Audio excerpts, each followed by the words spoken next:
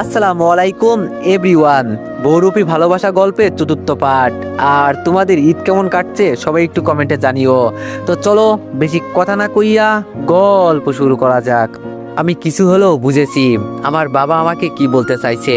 তবে আমার জানা মতে বাবা এই বিয়েতে রাজি ছিল না, কিন্তু হঠাৎ করে কি এমন হলো যে বাবা একেবারে হ্যাঁ বলে দিল। বাবা আমার দিকে তাকিয়ে বলল, রিফাত, আমি তোরে কি কথা বলছি শুনলি তো? আমি বললাম, কি হয়েছে আমাকে তো বুঝিয়ে বলতে হবে নাকি? তাহলে না হয় বুঝবো আমি। বাবা বলল, আসলে বাবা, আমরা সবাই মিলে তোর বিয়ে ঠিক করেছি তোর চাচাতো বোনের সাথে। ভাবলাম নিজের বাড়ির মেয়ে নিজের ঘরেই নিয়ে আসি। আর আমি জানি তুই আমাদের মুখের ওপর কোনো কথাই বলতে পারবি না, তাও এখন শুধু তোর মত প্রকাশের বাকি আছে। তুই কি বলিস? এবার আমি দাঁড়িয়ে বলতে শুরু করলাম, সবকিছু বুঝলাম, কিন্তু আমাকে তো একবার জানানোর দরকার ছিল। এমনও তো হতে পারে আমি এই বিয়েতে রাজি নই। দেখো বাবা, আমি তোমার মুখের ওপর কোনো কথা বলতে চাই না, তবে আসল ঘটনা হলো আমি আমার চাচাতো বোনকে এই জীবনেও বিয়ে করতে পারবো না। বড় কথা হলো ও আমার বোন। আরেকটা কথা হলো, দেখো, আমি যদি বুঝিয়ে বলি তাহলে হয়তো বুঝবে তোমরা।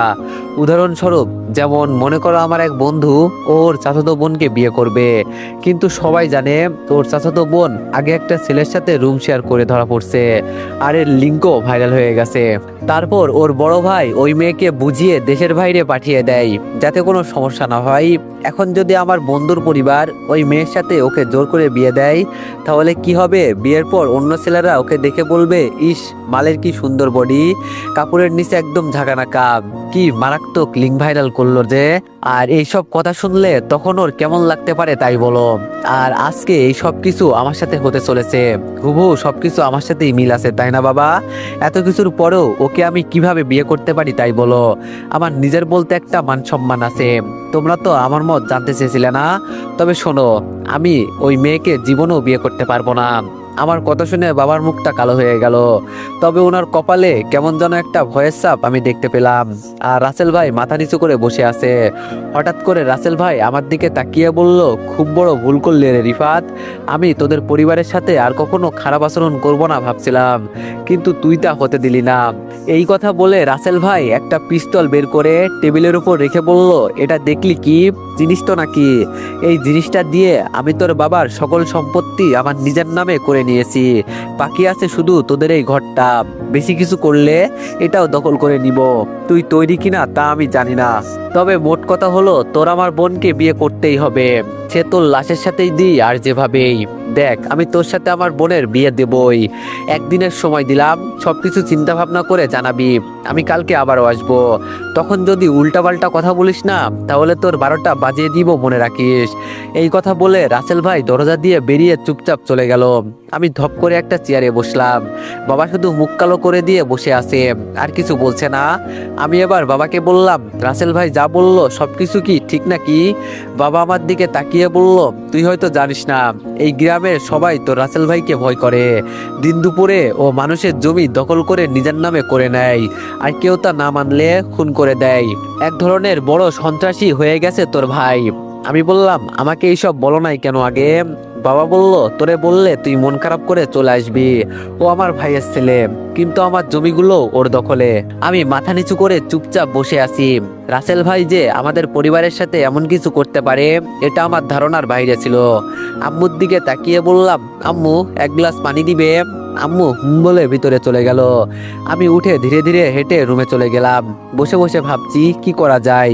যদি এখানে থাকি তাহলে আমার এই জীবনের কোনো মানেই থাকবে না। হ্যাঁ, আমি এই সমাধান পেয়েছি। যদি আমার কিছু করতে হয় তাহলে আমাকে এখান থেকে পালিয়ে যেতে হবে। কখনো ভাবি নাই আমি এমন এক পরিস্থিতিতে পড়ে যাব। ফোনটা বের করে দুলাভাইকে কল দিলাম। দুলাভাই ফোন রিসিভ করে বলল, কি খবর শালা বাবু, কেমন আছো? আমি বললাম, এই তো আলহামদুলিল্লাহ, আপনি? দুলাভাই বলল, আমিও ভালো আছি। তো আজকে কি মনে করে কল দিলে? আমি বললাম, আমাকে একটা কাজ করে দিতে পারবেন দুলাভাই? দুলাভাই বলল, বলো কি করতে হবে? আমি বললাম, ঢাকা শহরে আপনার চিনা জানা কোনো আত্মীয় আছে? দুলাভাই বলল, আমার এক বন্ধু আছে। কেন, কি হয়েছে? আমি বললাম, আমাকে একটা ফ্যামিলি রুম ঠিক করে দিতে পারবেন? আজকে রাতে বাসা থেকে পালিয়ে যেতে হবে। দুলাভাই বলল, বাসা থেকে পালাতে হবে মানে কি বলতে চাও তুমি? আমি বললাম, আপনাকে বলার মতো আমার তো সময় নেই। তবে এইটুকু শুনে রাখেন, আমার চাচাতো ভাই আমাদের সকল সম্পত্তি আমার বাবাকে ভয় দেখিয়ে জোর করে ওর নামে দখল করে নিয়েছে। আর আমাকে বলে আমি ওর বোনকে বিয়ে করতে। ওর বোনের স্বভাব কেমন তা তো আপনি ভালো করেই জানেন। আমি তা না করছি দেখে আমাকে নাকি মারবে বলে হুমকি দিয়েছে। দুলাভাই বলল, কি বলো, ওর এত সাহস হয়ে গেছে? তুমি তাহলে পুলিশের কাছে চলে যাও। আমি বললাম, যেখানে ওকে পুরো গ্রামের মানুষ ভয় পায় সেখানে আবার পুলিশ কি করবে বলেন? থাক, আমি সেই সব চিন্তা করতে চাই না। আমি যেটা বললাম সেটা করতে পারবেন কিনা তাই বলেন। দুলাভাই বলল, সমস্যা নেই, আমি সব কিছু দেখে নিব। আমার বন্ধুর একটা ছেলে আর একটা মেয়ে আছে, ওদের তুমি পড়াবে, বিনিময়ে বাসা ভাড়া দিতে হবে না। আমি ওকে সব কিছু বলে দিবনি। আর তোমার আপুকে আমি কি বলবো? আমি বললাম, প্লিজ দুলাভাই, আপুকে কিছু বলবেন না। ও এইসব শুনলে পাগলামো শুরু করবে, এজন্য ওকে আমি কিছু বলতে চাই না। দুলাভাই বলল, তোমার যেটা ভালো মনে হয় তাই করো, তবে কখনো হাল ছেড়ে দিও না, তাহলে জীবনের সময় থেমে যাবে। আমি বললাম, আপনি এখন কোথায় আছেন? দুলাভাই বলল, এই তো দোকানে। আমি বললাম, আচ্ছা ঠিক আছে, ফোন রাখলাম, ভালো থাকবেন। ফোনটা কেটে দিতেই আম্মু ভিতরে প্রবেশ করলো। আম্মু আমার দিকে তাকিয়ে বলল, আজকে ওর মতো নষ্ট একটা ছেলের জন্য আমাদের সবকিছু ছেড়ে পালাতে হচ্ছে। ও তোর চাচাতো ভাই, তারপরও কেন এমন করে আমাদের সাথে বল? আমি জানি আম্মু আড়াল থেকে সবকিছু শুনে ফেলেছে, এজন্য আমি একটা হাসি দিয়ে বললাম, আরে আম্মু, এইসব বাদ দাও তো। এই সম্পত্তি যদি আমার বাবার নামে থাকে, একদিন না একদিন ফিরে পাবো, তা চিন্তা করো না। তাও আমি এই মেয়েকে বিয়ে করতে পারবো না। আম্মু বলল, এটা তো আমরাও চাই না, কিন্তু রাসেল আমাদের ভয় দেখিয়ে এইসব করছে। আমি বললাম, আমি সবকিছু বুঝেছি, তোমাকে আর কিছু বলতে হবে না। আম্মুর হাত থেকে পানির গ্লাসটা নিয়ে আস্তে করে বললাম, যাও সবকিছু রেডি করে নাও, আমরা আজকে রাতেই ঢাকায় ব্যাক করব। আম্মু বলল, এটা করা কি খুব জরুরি বাবা? নিজের বাসা ছেড়ে এভাবে পালিয়ে যাওয়া কি ঠিক হবে? আমি বললাম, তাহলে এখানে থেকে মরতে চাও নাকি? আর আমি কি তোমাদের খারাপ চাইবো বলো? আম্মু বলে আমার রুম থেকে বাইরে চলে গেল। দেখতে দেখতে রাত হয়ে গেল। হালকা পাতলা কিছু খেয়ে রুমে বসে আছি। এখন শুধু সময়ের অপেক্ষা করছি, কখন সেই কাঙ্ক্ষিত সময় আসবে। ঘড়িতে এখন 10টা বেজে গেছে। আমি আবার সবকিছু নিয়ে রুম থেকে বের হলাম। আম্মুকে ডাক দিতেই আম্মু বের হয়ে বলল, বাবা সবকিছু রেডি করে ফেলেছি, কিন্তু তোর বাবা তো এখনো আসছে না।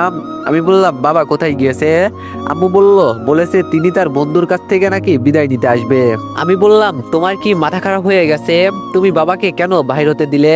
মাহি আমার দিকে তাকিয়ে বলল, তুই এত রাগ করিস কেন? আমরা না গেলে হয় না? আমি মাহির দিকে চোখ ঘুরিয়ে তাকিয়ে বললাম, কোনো কথা বলবি না, মেজাজ এমনি অনেক গরম আছে। মাহি আমার কথা শুনে চুপ হয়ে গেল। হঠাৎ করে বাবা কোথা থেকে দৌড়ে এসে বলল, রিফা, তুই তাড়াতাড়ি তোর মাকে নিয়ে বাসা থেকে বের হয়ে যা, আমি সবকিছু নিয়ে আসছি। তোর ভাই জেনে গেছে যে আমরা আজকে এই বাড়ি থেকে পালিয়ে চলে যাচ্ছি। আমি রেগে বললাম, তোমাকে কি আমি বলছিলাম যে বাসা থেকে বের হয়ে গিয়ে সবাইকে বলো? এখন মন চাইছে নিজের মাথা নিজেই ফাটিয়ে ফেলি। আমি আম্মু আর মাইকে নিয়ে বাসা থেকে বের হতে হতে বাবাকে বললাম, তাড়াতাড়ি রেডি হয়ে স্টেশনে আসেন, আমরা আপনার জন্য অপেক্ষা করছি। আমি আম্মু আর মাইকে নিয়ে বের হয়ে গেলাম। স্টেশনে গিয়ে বসে আছি, কিন্তু বাবা এখনো আসছে না। ধুর, কেন যে বাবাকে একা রেখে চলে আসলাম। আম্মুর ফোনটা নিয়ে বাবাকে কল দিলাম, আর ফোন রিসিভ করলো রাসেল ভাই। রাসেল ভাই ফোন রিসিভ করে হাসতে হাসতে বলল, কিরে রিফাত, শুনলাম তুই নাকি তোর পরিবারকে নিয়ে পালিয়ে যাচ্ছি, এতটাই ভয় পাস আমাকে? আর তুই পালিয়ে কোথায় যাবি আমিও এটা দেখতে চাই। নে তোর বাবার সাথে কথা বল। আমি হ্যালো বলতেই বাবা কান্না করতে করতে বলল, বাবা তুই আমাকে মাফ করে দিস, আমি পারলাম না বাঁচতে। তোর মা আর তোর বোনকে দেখে রাখিস। রাসেল আমার বুকে 2টা গুলি করেছে, আমার কথা বলতে খুব কষ্ট হচ্ছে। তুই প্রতিষ্ঠিত না হয়ে এখানে আসবি না, আর ওকে কুত্তার মতো রাস্তায় ফেলে মারবি। এই কথাটা বলতে আরেকটা গুলির শব্দ শুনতে পেলাম, তার মানে ও আমার বাবাকে মেরে ফেলেছে। ফোনটা হাত থেকে আপনা আপনি পড়ে গেল, চোখ থেকে টপ টপ করে পানি পড়ছে। রাসেল ভাই এটা করতে পারলো? ও আমার চাচাতো ভাই হয়, আর আমার বাবা তো ওর চাচা হয়, কিন্তু এরপরও কিভাবে? আম্মু আমাকে ধরে বলল, কি হয়েছে, তুই কান্না করছিস কেন, তোর বাবা কোথায়? আমি চোখের পানি মুছে আম্মু আর মাইকে টেনে তুলে বললাম, চুপচাপ বসে থাকো। তবে আম্মু, আমি তোমার কসম খেয়ে বলছি, আমি ওকে ছাড়বো না।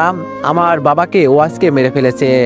আম্মু আমার গালে ঠাস ঠাস করে 2টা চড় দিয়ে বলল, চিচি, আজকে তোর এই কথাটা বলতে লজ্জা হচ্ছে না? ও তোর বাবাকে এভাবে মেরে ফেললো আর তুই? আম্মু মুখে আঁচল গুজে কান্না করছে। আমি চুপচাপ মাথা নিচু করে কান্না করছি, কিছু করার নাই আজকে আমার। তবে আমার একটাই দোষ, আমি কেন সবার সাথে ভালো ব্যবহার করি। এই শহরে বাঁচতে হলে পশুর মতো করে বাঁচতে হবে। তবে সামনের দিনগুলো আমার জন্য খুব কঠিন হতে চলেছে। খুব সহজেই আমি আমার বাবাকে হারিয়ে ফেললাম। তবে রাসেল ভাই না চাইতেও আমার হাতে পিস্তল তুলে দিয়েছে। আমি কি ওকে এত সহজে ছেড়ে দিব? আম্মুর ফোনটা নিয়ে ফোন থেকে সিমগুলো খুলে চলন্ত ট্রেন থেকে ফেলে দিলাম। অনেকক্ষণ জার্নি করার পর আমরা আমাদের ঠিকানায় চলে গেলাম। ট্রেন থেকে নেমে একটা অটো নিয়ে দুলাভাইয়ের দেওয়া ঠিকানায় চলে গেলাম। বাসার সামনে গিয়ে কলিং বেল দিতেই এক আন্টি এসে দরজা খুলে দিল। আমাদের দেখে বলল, তাহলে তোমার নামই রিফাত? আমি বলে বললাম, আমার নামই রিফাত। আর দুলাভাই আপনাদের সবকিছু বলছে না? আন্টি বলল, ভিতরে আসো, তোমাদের রুমটা দেখিয়ে দিই। আন্টি আমাদের ভিতরে নিয়ে গিয়ে একটা রুম দেখিয়ে দিয়ে চলে গেল। দরজা খুলে আমরা ভিতরে গেলাম। ভিতরে গিয়েই আম্মু ধপ করে নিচে বসে গেল। কোনো কথা বলছে না, চুপচাপ বসে বসে কান্না করছে। আমি আম্মুর পাশে বসে বললাম, এখানে আমার কি করার ছিল বলো আম্মু? আমি বাবাকে বলছি তুমি বাইরে কোথাও যাবে না, আমার কি করার আছে বলো? আজকে ও আমার বাবাকে মেরেছে, আমি আমার বাবাকে দেখতেও পারি নাই। আমি আমার আম্মুর হাত ধরে বললাম, তুমি কোনো চিন্তা করো না আম্মু, আমি ওকে বাজেভাবে মারবো, দেখিও, ছাড়বো না আমি ওকে। আম্মু চোখের পানি মুছে দাঁড়িয়ে মায়ের সাথে রুম গোছাতে লাগলো। আমার মনটা ভেঙে গেছে। এখন আমি কিভাবে কি করব এটাই জানি না। তবে রাসেল আমার বাবাকে মেরে খুব বাজে কাজ করেছে। এর প্রতিশোধ দিতে যদি আমাকে সর্বোচ্চ খারাপ হতে হয় আমি তাও হব। যদি আমাকে 100 মানুষকে খুন করতে হয় আমি তাও করব। এরপরও ওকে আমার দেখার আছে। আমি মাইকে বললাম, মাই আমি একটু রুমের বাইরে যাচ্ছি, কিছু খাবার নিয়ে আসি, আর যা যা লাগে সব যাবতীয় জিনিসগুলো নিয়ে আসি। বাসা থেকে বের হয়ে বাজারে চলে গেলাম। তবে এখানে পিস্তল বা অন্য কিছু কিনতে গেলে এখানকার পরিচিত কাউকে লাগবে আমার। থাক, এইসব পরে দেখা যাবে, আগে বাসায় যাই। ওরা এখনো কিছু খায় নাই। বাজার শেষ করে বাসায় গেলাম। রুমের দরজা খুলে ভিতরে প্রবেশ করলাম। ভাই বলল আম্মু নাকি ঘুমিয়ে গেছে, এজন্য আমিও কিছু বললাম না। রাতে আন্টিদের বাসায় খেয়ে এসেছি। সকালে ঘুম থেকে উঠে দেখি আম্মু ফ্লোরের উপর পড়ে আছে। আমি তাড়াতাড়ি বিছানা থেকে লাফ দিয়ে উঠে আম্মুকে বিছানার উপর রেখে আম্মুর মাথায় পানি দিতে লাগলাম। কিছুক্ষণ পর আম্মুর জ্ঞান ফিরল। আম্মুর জ্ঞান ফিরতে দেখে আমি ফ্লোরের উপর চুপটি করে বসে কান্না করতে লাগলাম। আম্মু আমার বিছানা থেকে উঠে বলল, বাবা আমাকে মাফ করে দে। কি করব বল, রাসেল তোর বাবাকে বিনা কারণে মেরে ফেললো। আমি বললাম, তাই বলে তুমিও কি মরে যেতে চাও? একবারও আমাদের কথা ভাবলা না? তুমি ছাড়া আমাদের এই পৃথিবীতে কে আছে এটা বলো? যাও যাও, তুমিও চলে যাও, আমাদের কাউকে লাগবে না। আম্মু আমাকে নিচ থেকে তুলে বিছানার উপর বসিয়ে বলল, যা ওয়াশরুম থেকে ফ্রেশ হয়ে আয়, আর কখনো এসব করব না। আমি বললাম, সত্যি তো? আম্মু বলল, আরে সত্যি। আমি আম্মুর হাত ধরে বললাম, যদি তোমার কোথাও যেতে হয় তাহলে মাইকে আগে বিয়ে দিই, এরপরে তোমার যেখানে খুশি সেখানে চলে যাবে, আমি কিছু বলবো না। আম্মু আর কিছু না বলে কিচেন রুমে চলে গেল। আমি উঠে ওয়াশরুমে চলে গেলাম। ও হ্যাঁ, মনে পড়েছে, কালকে তো আমার সেনাবাহিনীর মাঠ আছে, দেখি কি হয়। কিছুক্ষণ পর বাড়িওয়ালা আমাদের রুমে এসে আমাকে সবকিছু বুঝিয়ে দিতে লাগলো। এই মানে তার ছেলে মেয়েকে কিভাবে পড়াতে হবে, আর এই বাসায় থাকতে গেলে আমাকে কি কি করতে হবে ইত্যাদি। আমি শুধু ওনার কথা শুনে হ্যাঁ বলে দিলাম, আর কিছু বলি নাই। সকালে নাস্তা করে সারাদিন রুমেই কাটিয়ে দিলাম। রাতে একা একা ভালো লাগছিল না, এজন্য ভাবলাম যাই ছাদ থেকে ঘুরে আসি। যেই ভাবা সেই কাজ, হেঁটে হেঁটে ছাদে চলে গেলাম। তবে ছাদে যেতেই কেমন যেন একটা গন্ধ নাকে ভেসে আসলো। আমার কেন জানি মনে হচ্ছে ছাদে কে যেন গাঁজা খাচ্ছে। এটা তো গাঁজারই গন্ধ। কই, ছাদে আসলাম আবহাওয়া খেতে, আর এখন আবহাওয়ার বদলে গাঁজার গন্ধ ভেসে আসছে। মনে মনে বললাম, আহা কি দিনকাল যে আসলো, মানুষ এখন ছাদে বসেই গাঁজা খায়। আমি আশেপাশে তাকিয়ে খুঁজতে লাগলাম কোথা থেকে এই গন্ধটা আসছে। হঠাৎ কে যেন ডাক দিল, এই ছেলে এদিকে আয়। আমি পিছনে তাকিয়ে দেখি ছাদের এক কোনায় 3টা মেয়ে বসে আছে, আর ওদের হাতে একটা করে সিগারেট। আমার যা বোঝার আমি তো বুঝেই গেছি, তার মানে ওরা এখানে গাঁজা খাচ্ছে। তবে আমার কাছে বিষয়টা কেমন যেন লাগলো। আমার জানা মতে সিগারেট খায় ছেলেরা, কিন্তু কি যে দিন আসলো, মেয়েরা এখন সিগারেট ছেড়ে গাঁজা খাচ্ছে। বাহ বাঙালি, বাহ, বাঙালি যে এতটা উন্নত হবে এটা আমি আগে জানতাম না। মেয়েগুলো আবার ডাক দিল, কিরে শালা, তোরে এখানে আসতে বললাম না? আমি ভয়ে ভয়ে ওদের দিকে হেঁটে হেঁটে যেতে লাগলাম, আর মনে মনে বলছি এই বিপদ থেকে বাঁচতে পারলেই হলো। সবগুলো মেয়ে এখন মাতাল হয়ে পড়ে আছে, না জানি এখন আমাকে কি করতে বলে। আমি মেয়েগুলোর সামনে গিয়ে মাথা নিচু করে বললাম, জি আমাকে কি আপনারা ডেকেছেন? একটা মেয়ে নিচে পড়ে থাকা চশমাটা চোখে লাগিয়ে বলল, তুই এখানে কি করিস? তোরে ছাদে কে আসতে বলছে? আমি ভয়ে ভয়ে বললাম, আসলে আপু আমি জানতাম না এই সময় আপনারা এখানে থাকবেন। আমি এটা জানলে জীবনেও এখানে আসতাম না, মাফ করে দিন। আমার কথা শুনে মেয়েটা হাসতে হাসতে বলল, মাফ করবো না। আচ্ছা ঠিক আছে, সিগারেট খেতে পারিস? আমি বললাম, না এইসব কখনো খাওয়া হয় নাই। মেয়েটি বলল, তাহলে আজকে সিগারেট নয়, সরাসরি গাঁজা খাবি, নে এটা হাতে নে। আমি বললাম, প্লিজ ম্যাডাম আমাকে ছেড়ে দিন, আমি আর এই সময়ে কোনোদিন এইখানে আসবো না। মেয়েটি বলল, এখন তোরে ভালোই ভালোই বলছি সিগারেট খা। পাশ থেকে আরেকটা মেয়ে বলল, সিগারেট না খেলে তোর শরীর থেকে সব কাপড়গুলো খুলে এখানে দাঁড়িয়ে থাক, দেখি তোরে আমাদের কি পছন্দ হয় নাকি। আমি জানি মানুষ মাতাল হওয়ার পর যা মুখে আসে তাই বলতে শুরু করে, কিভাবে যে এখান থেকে বেঁচে ফিরি এটাই ভয় হচ্ছে। হঠাৎ পিছন থেকে কে যেন আমার হাত ধরে বলল, এই ছেলে তুমি এখান থেকে চলো। আমি পিছন ফিরে তাকিয়ে দেখি এটা আমাদের বাড়িওয়ালা আন্টি। আন্টি আমাকে নিয়ে ছাদের এক কোনায় নিয়ে বলল, তুমি এখানে কি করো? আমি বললাম, আসলে আন্টি এসেছিলাম এখানে একটু হাওয়া খেতে, কিন্তু এখানে এসে দেখি এই অবস্থা। ওরা কারা আন্টি? আমি তো চিনতে পারলাম না। আন্টি বলল, চশমা পরা মেয়েটা হলো আমার মেয়ে। এই কথা বলে আন্টি মুখটা কালো করে দিল। আমি অবাক হয়ে বললাম, কি বলেন আন্টি? কিন্তু আপনাকে দেখে তো ভয়টই কিছুই পাচ্ছে না। আন্টি বলল, ও আমার কথা শুনলে তো ভয় পাবে, এখনো বড় হয়েছে, যা ইচ্ছা তাই করে বেড়াই। আমি ওকে কত কিছু বলে বুঝিয়েছি, কিন্তু তাও শোনে না। এখন ওর মন যা চায় তাই করুক, আমি আর না করি না। বলতে বলতে এক প্রকার বিরক্ত হয়ে গেছি আমি বললাম, তাই বলে আন্টি এইসব করবে? এক সময় তো ও আপনাদের হাতের বাইরে চলে যাবে, তখন যা ইচ্ছা তাই করবে, তখন আরো বিপদে পড়বেন আপনি। আন্টি বলল, কি আর করব বাবা বলো, আমার কিছু করার নেই, বড়লোক বাবার মেয়ে তো, টাকা পয়সার অভাব নেই, এই জন্য এমন করে। আমি বললাম, তাহলে ওকে টাকা পয়সা দেওয়া বন্ধ করে দেন।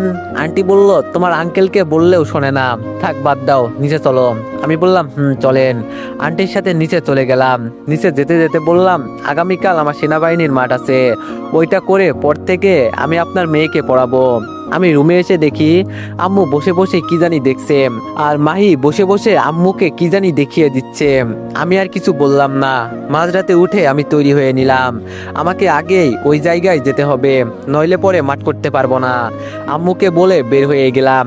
কাঙ্ক্ষিত জায়গায় যেতে যেতে একদম সকাল হয়ে গেল।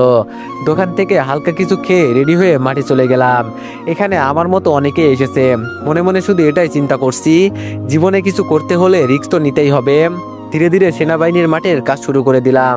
তবে মাঠের ভিতরে গিয়ে এক জায়গায় আমার চোখ আটকে গেল। এখানে চেয়ারে যে লেডিস একটা মেজর বসে আছে, তাকে কেন যেন আমার চিনা চিনা লাগছে। আমি ধীরে ধীরে হেঁটে একটু সামনে চলে গেলাম, ওনাকে ভালো করে দেখতে লাগলাম। আর যখন ওনাকে কাছ থেকে দেখলাম, তখন তো চিনেই ফেলছি, এই মেয়ে আর কেউ না, এটা আমার ছোটকালের না বলা ভালোবাসা, যাকে ছোটবেলায় আমি এতটা পছন্দ করতাম। আজকে সে নাকি এখানে মেজর হিসাবে বসে আছে। এই অল্প বয়সে কিভাবে কি করলো? তবে আমি এই একটাই মাঠ করতে পারবো, পরে আমার বয়স শেষ। আমার কেন জানি মনে হচ্ছে এই মেয়ে আমার সিনিয়র হবে বয়সের তুলনায়, কিন্তু আজকে তাকে দেখে আমার আবার নতুন করে ভালো লাগা শুরু করছে। তিনি কতটা সুন্দর হয়ে গেছে, ছোটবেলায় এতটাও সুন্দর ছিল না, এখন যতটা সুন্দর লাগছে। আমি ভুল তো এক জায়গায় করছি, তাকে প্রপোজ না করে শুধু তার পিছনে পিছনে ঘুরছি। তবে আমার তাকে নিয়ে এইসব চিন্তা ভাবনা করা উচিত না। আজকে আমার তাকে ম্যাডাম বলে ডাকতে হবে। তবে তিনি কি আজও আমাকে মনে করতে পারবে? হয়তো না। হঠাৎ পাশ থেকে অন্য একজন মেজরকে বলতে শুনলাম, রিমি ম্যাডাম, তাহলে আমরা মাঠের কাজকর্ম শুরু করি। তিনি বলে কিসের কাগজ নিয়ে দেখতে লাগলো। মনে মনে বললাম, এত বছর পর তার নামটা আমি জানতে পারলাম, ছোটবেলায় তার পিছনে ঘুরতে ঘুরতে তার নামটাই জানা হলো না। তবে আজকে আমার সবকিছু ভুলে যেতে হবে। এখন তিনি সেনাবাহিনীর মেজর, আর আমি এখানে আসছি মাঠ করতে। কোথায় তিনি আর কোথায় আমি? তবে হঠাৎ করে রিমি ম্যাডাম চোখ তুলে আমার দিকে তাকালো। আমি মাথা নিচু করে পিছনে সবার সাথে গিয়ে বসে পড়লাম। রিমি ম্যাডাম কিছুক্ষণ আমার দিকে তাকিয়েছিল, তবে আমি জানি না তিনি কি আজও আমাকে চিনতে পেরেছে কিনা। হয়তো চেনে নাই। মানুষকে আমি বলতে শুনেছি, যখন মানুষের টাকা পয়সার অভাব হয় না, তখন মানুষ নিজের আত্মীয় স্বজনকেই চিনতে পারে না, আর বাকি রইল অন্য মানুষ। টাকাই হয়তো সবকিছু পরিবর্তন করে দেয়। কিছুক্ষণ পর 3-4টা গাড়ি ভিতরে প্রবেশ করলো। তবে আমি মাথা নিচু করে মনে মনে বলছি, আমাকে এখন সর্বোচ্চ চেষ্টা করতে হবে। আমি বিশ্বাস করি আমার কপালে যা আছে তাই হবে, এজন্য আমি চিন্তা ভাবনা বাদ দিয়ে দিলাম। দিন শেষে সবকিছুর মাঝে টিকে গেলাম। এখন শুধু রেজাল্ট দেওয়ার আশায় বসে আছি। জানি না আমি এইসব কিভাবে করতে পেরেছি। তবে আমি শুধু এটাই জানি, আমার ভিতরে আলাদা একটা বিশ্বাস তৈরি হয়েছিল যে আমি সবকিছু করতে পারবো। হ্যাঁ, আমাকে দিয়ে সবকিছু হবে। যখন রেজাল্ট প্রকাশ করলো তখন সবার আগে আমার নাম ছিল। আমি যে এখন কতটা খুশি হয়েছি বলার বাইরে। ভাবি নাই এমন করে কখনো স্বপ্নগুলো পূরণ হয়ে যাবে। তবে মানুষ বলে চেষ্টা করলেই নাকি সবকিছু সম্ভব। আমি তো চেষ্টা করেছি। সবশেষে আমাদের ট্রেনিং ডেট বলে দিল কবে কি করতে হবে। যখন আমি মাঠ থেকে বের হব তখন কেন যেন মনে হলো আমার রিমি ম্যাডামের সাথে একবার কথা বলার দরকার। কিন্তু আমাকে হয়তো এখন এই সুযোগ দেওয়া হবে না। তবে আমি রিমি ম্যাডামের দিকে তাকিয়ে আছি। দূর থেকেই আমি ওনাকে দেখছি। রিমি ম্যাডাম তার কাজ নিয়ে ব্যস্ত। তবে আমি রিমি ম্যাডামকে আজকে দেখে এটাই বুঝতে পেরেছি তিনি অনেক রাগী মানুষ। ওনাকে দেখে সবাই কেমন যেন ভয় পায়। তবে উনি কি আজও আমাকে চিনেছে কিনা তা নিয়ে আমার এখনো সন্দেহ আছে। আমি মাঠের বাইরে চলে গেলাম। বাটন ফোনটা হাতে নিয়ে সুমনের নম্বরে কল দিলাম। আমি সুমনকে কল দিতে চাই নাই, তবে আমার কিছু তথ্য দরকার ছিল ওর কাছ থেকে। সুমন ফোন রিসিভ করে বলল, হ্যালো আন্টি। আমি বললাম, সুমন, আমি রিফাত। সুমন বলল, ও তুই? তোর আম্মু আমার নম্বর ব্লক করে রাখছে, তোরে তো খুঁজেই পাওয়া যাচ্ছে না। আর সবচেয়ে খারাপ কথা হলো ওই রাসেল ভাই তোর বাবাকে বাজেভাবে মেরেছে। আমি ভাবতেও পারি নাই ও তোর বাবাকে এভাবে মারতে পারবে। তুই যেখানেই থাকিস না কেন বাসায় আর আসবি না, নইলে সমস্যায় পড়ে যাবি। আমি বললাম, খুব শীঘ্রই আমি আমার গ্রামে ফিরে আসব, তবে খুব ভয়ঙ্কর রূপে। তুই কোনো চিন্তা করিস না, রাসেলকে এমনভাবে মারবো মানুষ ওকে দেখলেও ভয় পাবে। এখন তোর কাছে কিছু জানাচ্ছিল। সুমন বলল, বল। আমি বললাম, তুই তো জানতি আমি ছোট থাকতে একটা মেয়ের পিছনে ঘুরতাম। সুমন আমার কথা শুনে হাসতে হাসতে বলল, শালা ওই কথা আর বলিস না, তুই তো ভিতরে একটা ডিম। আমি তোরে কত করে বললাম যা তুই ওকে প্রপোজ করে দে, কিন্তু সেটাও করলি না। আর এখন ওই মেয়ে নাকি সেনাবাহিনীর মেজর। আমি বললাম, তুই কিভাবে জানলি? সুমন বলল, আমার বউ তো ওদের গ্রামে ওর মুখ থেকে শুনেছে ওদের নাকি খুব টাকা পয়সা, আর মেয়েটা নাকি রাত দিন 24 ঘন্টা পরিশ্রম করত, এজন্য হয়তো সবল হয়েছে। তবে তুই প্রপোজ না করে ভুল করলি। আমি বললাম, ও আচ্ছা। সুমন, ও কি আমাকে দেখলে চিনতে পারবে? সুমন বলল, হয়তো পারবে, আবার হয়তো না, কারণ তুই ওকে খুব বিরক্ত করতি ছোটবেলায়। কিন্তু হঠাৎ এই কথা কেন? আমি বললাম, আমি আজকে ওকে নিজ চোখে দেখছি। সুমন বলল, কি? আমি বললাম, আর আমার চাকরি হয়ে গেছে রে। তুই তো জানতি আমার সেনাবাহিনীর চাকরি করার খুব ইচ্ছে, অবশেষে সেটা পূরণ হয়েছে। সুমন বলল, যাক, শুনে খুশি হলাম। আর তুই আমার নম্বর ব্লক করে দিস। রাসেল আমার ফোন নিয়ে হয়তো তোরে খোঁজাখুঁজি করতে পারে। আমি বললাম, আচ্ছা, করবনি। আর ওই মেয়েটার নাম কি? সুমন বলল, কেন, তুই জানিস না? আমি বললাম, জানি তো, এরপরও তুই বল, আমি যদি না চিনে থাকি। সুমন হাসি দিয়ে বলল, কি জানো বলছিল? ও হ্যাঁ, মনে পড়েছে, ওর নাম রিমি।